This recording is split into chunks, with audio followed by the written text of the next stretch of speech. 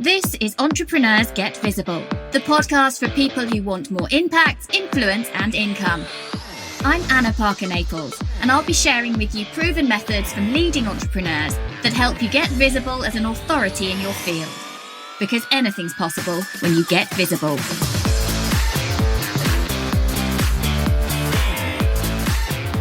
In today's episode of Entrepreneurs Get Visible, I'm going to be talking to you about my own personal journey into deciding to show up as a leader. And I think in times like this, we are right in the middle of the coronavirus outbreak, leaders are needed more than ever. And it's not about you, it's about the people that you lead. And I understand for some of you that fear of judgment really holds you back and that perhaps you feel you need confidence to get out there. So I want to mention to you that I have all sorts of powerful visualization and hypnosis tracks available for you to listen to over at annaparkernaples.co.uk/shop. So if you think that you need a little bit of extra help, a little bit of an extra push to have the confidence to lead and show up in the way that you know people need you to, so that you can help them improve their own lives, make sure you check out those tracks. Hey, and welcome to this live recording of today's podcast episode, all about the decision to be a leader. And I hope through sharing my personal story about that decision to become a leader and to step up, that it might resonate with some way with you and perhaps get you to start thinking about how you can potentially wake up and take action to lead people. Going back to my childhood, I was always one of those people who naturally was pretty gifted at taking charge. If we were at school and we were put into groups to work together, I would naturally take charge. But I would sometimes get that kickback from my peers that wasn't always welcomed. And I had this desperate need to fit in, to be liked, to be respected by my peers. And so every time that I would naturally lead a group, I would also feel a bit awkward about it. And this would kind of go on, this kind of push me, pull you scenario, which I talk about in quite a lot of detail in Get Visible in my book, How to Have More Impact, Influence and Income. And what has really struck me is that I'm not alone in feeling that frustration. There are many people who feel that it is difficult for them to lead, and yet they know that is one of their abilities. So there are several things along my journey that have really stood out for me in terms of this leadership aspect.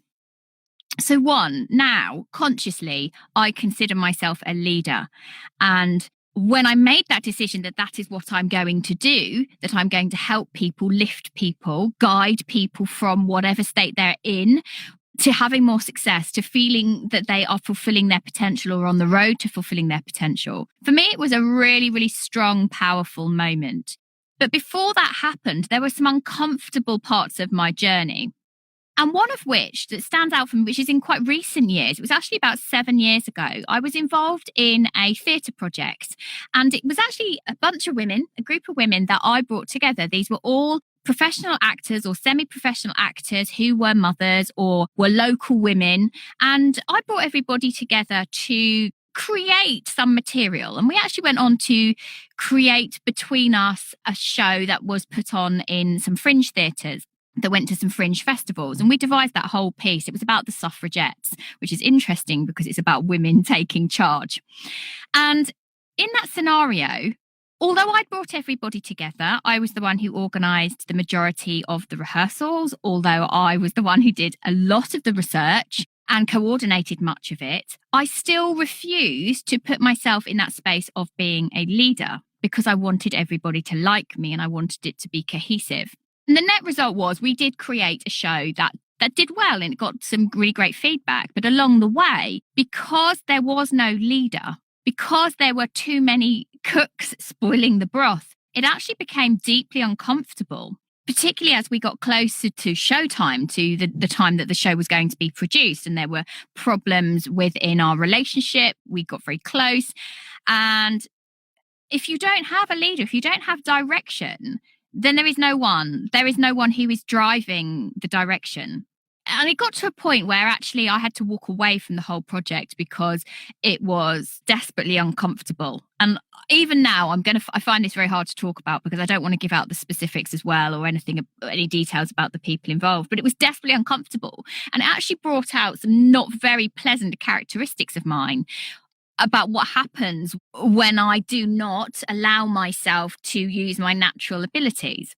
And I was aware actually that it was so uncomfortable to not be leading, and that I had actually created this difficult scenario myself because I hadn't from the offset set some ground rules, set some direction, that I hadn't stepped up because I wanted everybody to like me and I wanted it all to be equal footing.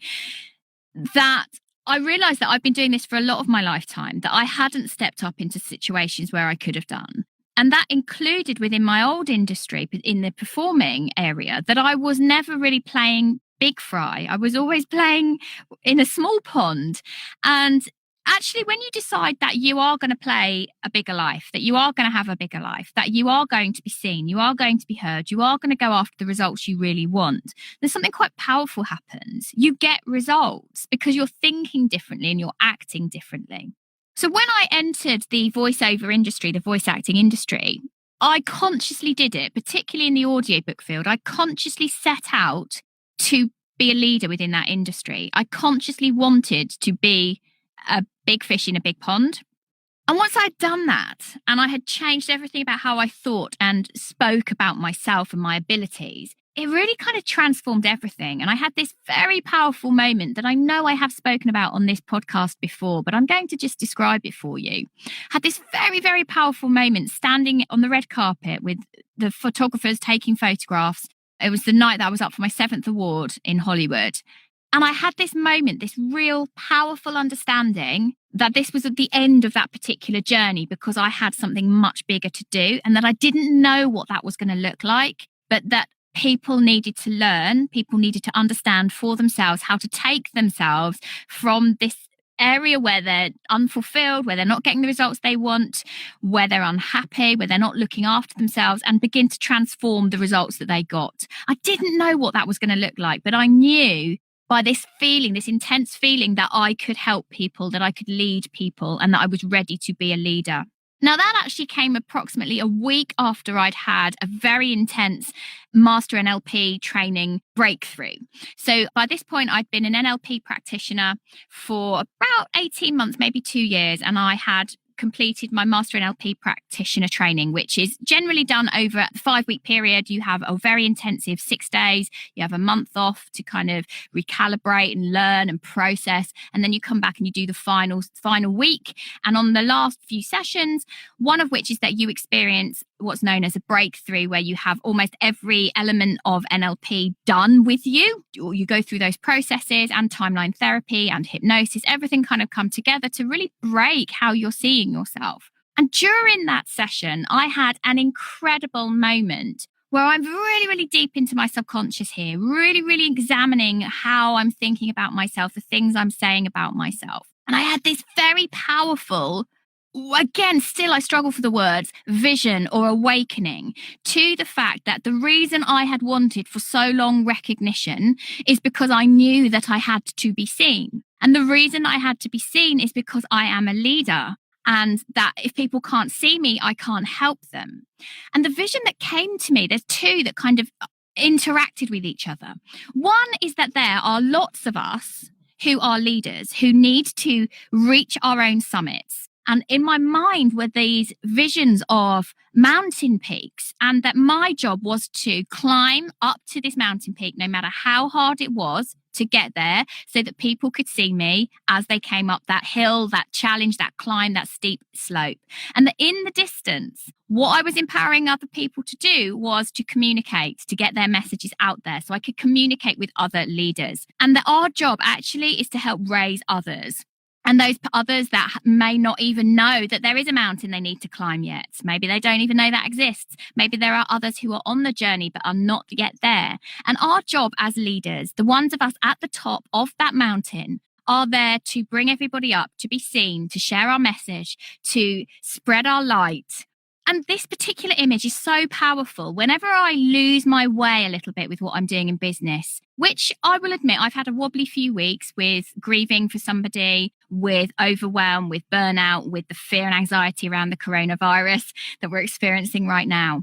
I go back to what that image was for me. I also had this image that kept coming to me, that we are And I never used to see the world in this way, that we are conscious beings. We are like starlight. We are the stars out there. We are the ones showing everybody else that we are not just here having an earthly existence. We are way more capable than we allow ourselves to be. And so what do you want to be? Do you want to be someone who is only ever focused on the mundane, on the nitty-gritty, on the arguments that you're having around you? Or do you want to lift yourself up and say, actually, no, I have greater purpose in my life. I have greater potential to help other people. And that the existence we're having right now is not just about us, it's about raising humanity. And I come back to those two images again and again and again. They're almost like really strong analogies in my head that brings me back to the core of what I'm trying to do. This is the core of what I'm trying to teach people through getting visible. This is the core of what I'm helping people to do through podcasting. Many of us are leaders, whether we consciously have used that term or not. These leaders are the people who are coaches, who are entrepreneurs leading the way in some way with technology, products, services, offerings, learnings, education, knowledge. And we have a duty, a purpose, a mission to help lift others. Because I think if we allowed ourselves to live to the best of our ability, to think well about ourselves, to think well about our capabilities, to lift our thinking, and this right now is more crucial than ever, to lift the way we see the world. Right now, we all have a choice as to whether we allow ourselves to be panicked and overwhelmed and to live entirely in anxiety and fear. And don't get me wrong, it's perfectly normal to have those feelings. But the sooner we can also see that there is potential, that there is goodness, there is kindness, there is opportunity. And I don't mean that in a commercialized, icky way, but there is opportunity for growth, expansion on a human, personal level if we all shift the way that we're thinking and feeling. I still struggle for the words and language around this, so forgive me if some of it sounds clumsy. But if you know that you have the potential to help other people, to lead other people, I urge you not to sit on your abilities right now, because there are people right now, and there always are, people who need to hear your message. There are people who need to be lifted out of depression. There are people who are suffering with illnesses who need potentially your expertise, who need the community aspect that you've created, who need that connection that you have created. There are people who are struggling in their businesses right now. There are people who are struggling with their finances right now. There are people who do not have the knowledge that you have, the expertise that you have. And the only thing stopping you from being the leader right now is your mindset. If you know that you are naturally that person who can guide people in a group, think back to when you were at school. Were you that person who knew what to do, who knew that you could take that? Very often for women, girls, we're labelled as bossy boots or little Miss Bossy, or she thinks she knows it all. But go back to that. That's fear. That's judgment. Go back to the fact that you did instinctively know how to do particular things and allow yourself to let that out in these times. I know that I feel very, very mission-led in everything that I'm doing. And I know that I've had a wobbly couple of weeks, but actually I feel very grateful that I've had a bit of downtime and stepped away for a little bit, because now as we go into this period where people are potentially in isolation for weeks and weeks and weeks, people like me, leaders, need to be heard. I'm going to end it there, because I want you to reflect on what it means to be a leader for you. And if you're not stepping into leadership right now, what is it that's holding you back? Very often it will be judgment, it will be fear. But think, go deeper with the purpose behind your business. Go deeper with the purpose in you. What is it you want to create? What is it you want the world to look like? And you can lead the way with that. So that's me checking out for today. I hope you found this episode has resonated with you in some way, because if you are a potential leader, you've got to get on with it. People need your help. And if it doesn't resonate with you in some way, maybe there is someone around you who you know is a real leader, but they're not stepping up to the plate. Maybe it's time to go and give them a nudge, because right now the world needs a massive wake-up call. And if you have that capability, I urge you to do something with it. Signing off. Take care. Thank you for listening to Entrepreneurs Get Visible. To get your free checklist on how to raise your profile and to find out about our community, go to annaparkernaples.co.uk/get visible.